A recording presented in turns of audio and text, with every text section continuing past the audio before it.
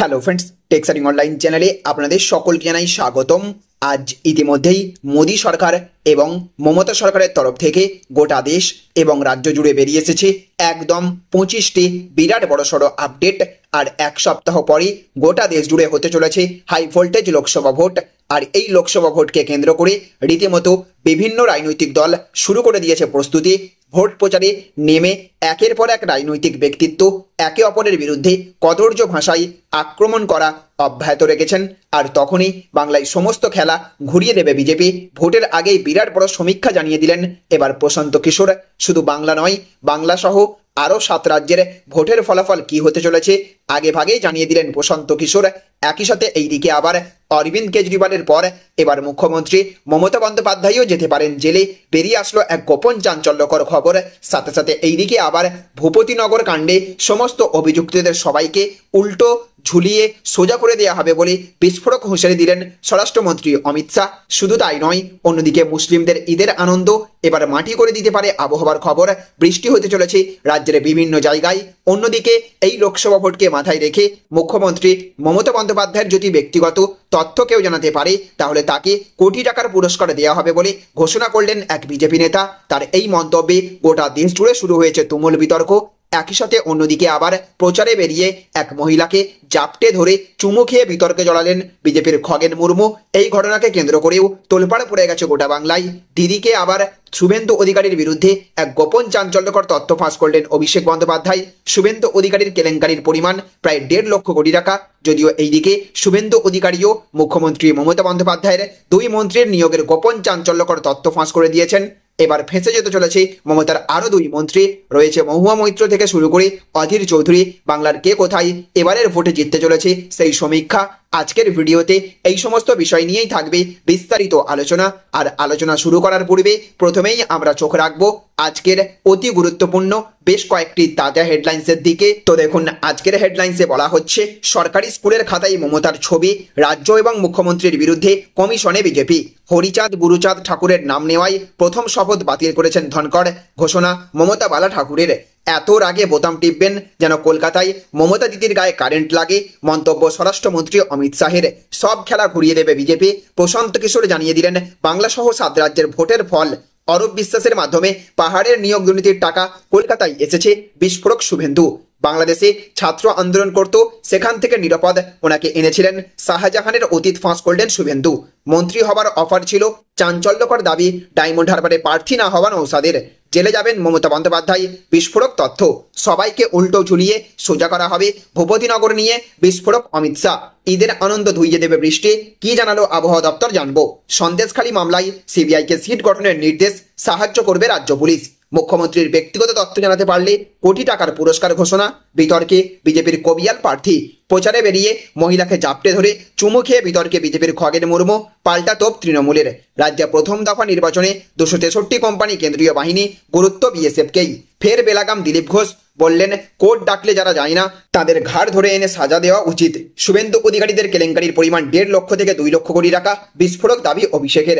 নিয়োগ দুর্নীতিতে বড় রায় কলকাতা হাইকোর্টের। প্রাথমিকে বাম আমলের 404 জনকে চাকরি দিতে নির্দেশ। পাহাড়ে নিয়োগ দুর্নীতিতে জড়িয়ে 2 মন্ত্রী। এইদিকে যুক্ত পাহাড়ের 2 নেতাও। বিস্ফোরক শুভেন্দু। ক্রমেই চওড়া হচ্ছে হেপাটাইটিসের থাবা।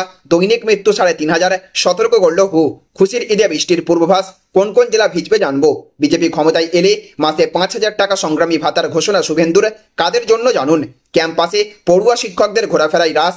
রবীন্দ্র ভারতী বিশ্ববিদ্যালয়ের ফতোয়া ঘিরে বিতর্ক তুঙ্গে। সংগ্রামী ভাতা দিতে চান শুভেন্দু। মুখ খুললেন দিলীপ ঘোষ। মহুয়া থেকে অধীরে বাংলা 5 হেভিওয়েট নেতা নেত্রী জিতবে না হারবে। কি বলছে সমীক্ষা জানুন। বাংলায় সিটের টার্গেট কমিয়ে আনলেন অমিত শাহ। 35 থেকে কতই নামলেন জানুন। তো এই সমস্ত হেডলাইনগুলি ছাড়াও রয়েছে মমতা সরকারের তরফ থেকে এই মুহূর্তে আরও একটি বড় ঘোষণা। তাই অবশ্যই মনোযোগ সহকারে সারাদিনের অত্যন্ত গুরুত্বপূর্ণ খবরগুলি একটা ভিডিওতেই দেখে নিন। আর এই ভিডিওটি শুরু করার পূর্বে আপনাদের কাছে ছোট্ট একটা অনুরোধ, অবশ্যই এই ভিডিওটা লাইক করে দেবেন এবং জনস্বার্থে ভিডিওটিকে প্রচুর পরিমাণে শেয়ার করবেন। আর এই লোকসভা লোকসভা ভোটে কোন দল বাংলায় বাজিমাত করতে চলেছে বলে আপনি মনে করে থাকেন অবশ্যই কমেন্ট বক্সে লিখে জানিয়ে দেবেন। তো দেখুন আজকের প্রথম খবর, সবাইকে উল্টো ঝুলিয়ে সোজা করা হবে, ভূপতিনগর নিয়ে বিস্ফোরক অমিত শাহ। তো বালুরঘাটের বিজেপি প্রার্থী তথা রাজ্য বিজেপি সভাপতি সুকান্ত মজুমদারের সমর্থনে দক্ষিণ দিনাজপুর জেলায় বুনিয়াদপুরে জনসভায় করলেন কেন্দ্রীয় স্বরাষ্ট্রমন্ত্রী অমিত শাহ। সভা মঞ্চ থেকে ভূপতিনগর নিয়ে বিস্ফোরক অমিত শাহ বললেন, সবাইকে উল্টো ঝুলিয়ে সোজা করা হবে। ভূপতিনগরে বিস্ফোরণের তদন্ত করতে গিয়ে এনআইএর আধিকারিকদের বিক্ষোভের মুখে পড়তে হয়েছিল। এই ঘটনাকে কেন্দ্র করে জল গড়ায় বহুদূর। স্বাভাবিকভাবেই বুনিয়াদপুরের জনসভা থেকে ভূপতিনগরে নিয়ে ঠিক কি প্রতিক্রিয়া দেন মোদীর সেনাপতি, সেদিকে নজর ছিল ওয়াকিবহল মহলের। সভামঞ্চ থেকেই তিনি রণংদেহী ভঙ্গিতে বললেন, অন্যান্য অন্যাকারীদের সবাইকে উল্টো ঝুলিয়ে সোজা করা হবে। এদিকে আবার আজকের আরও একটি বড় খবর, সব খেলা ঘুরিয়ে দেবে বিজেপি। প্রশান্ত কিশোর জানিয়ে দিলেন বাংলা সহ 7 রাজ্যের ভোটের ফল। তো বিজেপি বরাবর পিছিয়ে থাকার ক্ষেত্রে যেসব রাজ্যের নাম উঠে আসে সেগুলির মধ্যে অন্যতম হল পশ্চিমবঙ্গ সহ দক্ষিণের বেশ কিছু রাজ্য। এই রকম 7টি রাজ্যে এবার বিজেপি অপ্রত্যাশিত ফলাফল করবে বলেই মনে করছেন ভোটকুশলী প্রশান্ত কিশোর। 543টি লোকসভা কেন্দ্রের মধ্যে বাংলা, বিহার, উড়িষ্যা, তেলেঙ্গানা, অন্ধ্রপ্রদেশ, তামিলনাড়ু এবং কেরালাতেই রয়েছে 204টি আসন। কিন্তু এই 7টি রাজ্য মিলিয়ে বিজেপি 2019 সালের লোকসভা নির্বাচনে মাত্র 50টি আসনও পায়নি। 2019 সালে তারা পেয়েছিল মোট 47টি আসন, যার মধ্যে পশ্চিমবঙ্গ থেকে ছিল 18টি।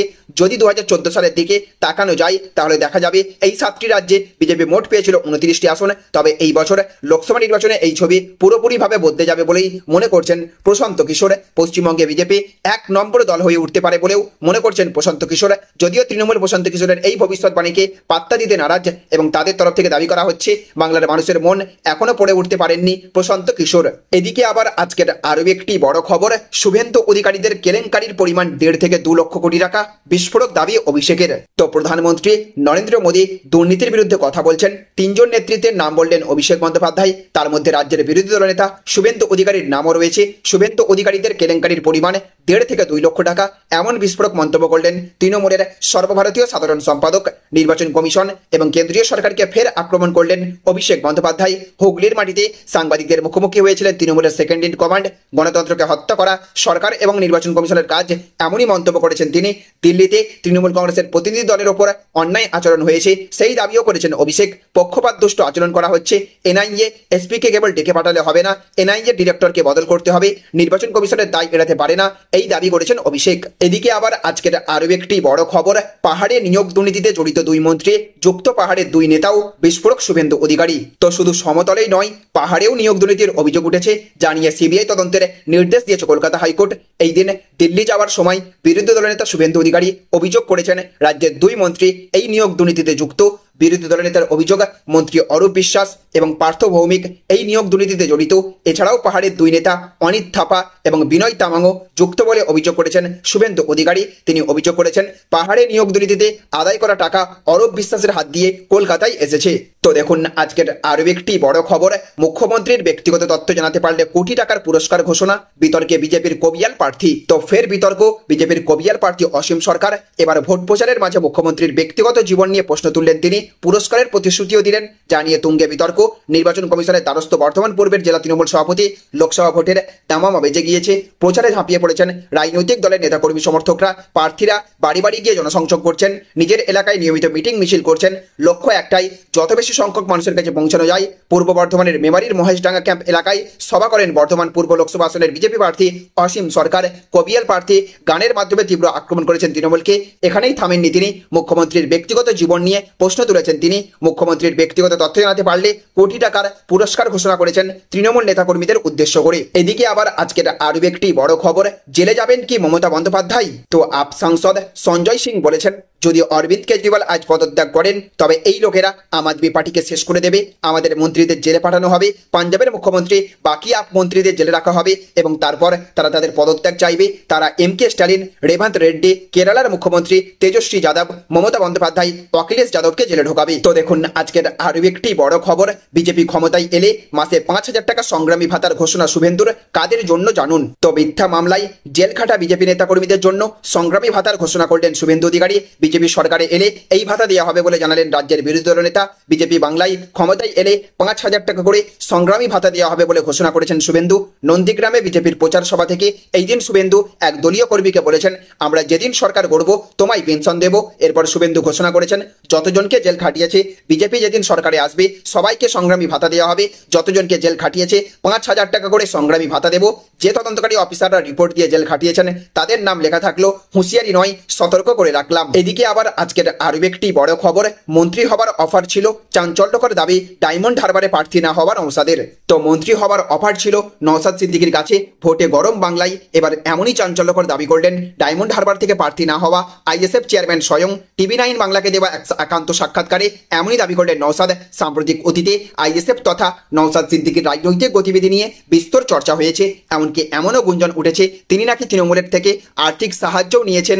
সেই বিষয়ে প্রশ্ন করাই সোজা সবটা জবাব আইএসএফ চেয়ারম্যান তথা ভাঙড়ের বিধায়ক নওশাদ সিদ্দিকীর। নওশাদের বক্তব্য, তিনি এখনো পর্যন্ত এমন 3টি গুজবের কথা শুনতে পেয়েছেন। এক জায়গায় বলা হচ্ছে তিনি 40 লাখ টাকা নিয়েছেন, অপর একটি জায়গায় বলা হচ্ছে 32 কোটি টাকা, তো কোথাও আবার বলা হচ্ছে 50 কোটি টাকা। সেই প্রসঙ্গ টেনেই আইএসএফ চেয়ারম্যানের ব্যাখ্যা, যদি টাকা তোলাই আমার স্বপ্ন থাকতো, আমার কাছে তো মন্ত্রিত্বের অফার ছিল, কোনো একটা দপ্তরে চলে যেতাম, সহজেই আমার সংখ্যালঘু উন্নয়ন দপ্তর পাওয়ার সুযোগ ছিল।